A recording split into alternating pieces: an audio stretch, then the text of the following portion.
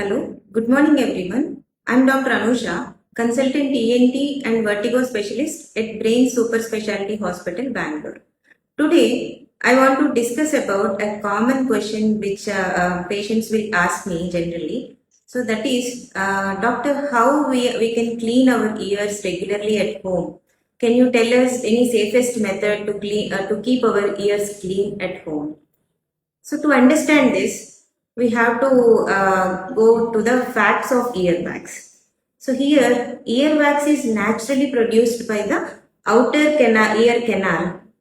So the main function is to protect the interior of the ear canal, and it will, because of the greasy nature, it will prevent the water entry, and also it will prevent the microbial growth also. So, and the wax will be expelled out regularly by itself. There is a natural mechanism to move out the wax along with dead skin and debris. So generally speaking, there is no need of ear cleaning by ourselves. So 90% of the people don't require ear cleaning regularly. Only 2 to 6%, that to old age, and also people who are using hearing aids, and some people who are having narrow ear canals. These people only require ear cleaning regularly. So next, coming to safest method of ear cleaning.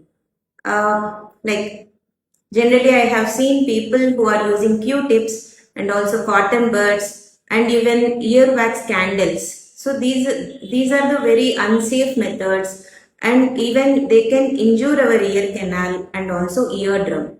So don't use all those methods. Only thing we can do at home is putting wax softening drops before going to doctor. For few days, if you put the wax softening drops, it will be easy to remove by the doctor.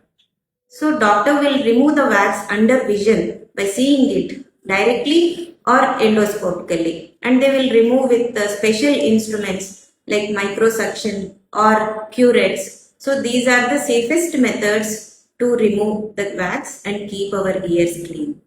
Thank you.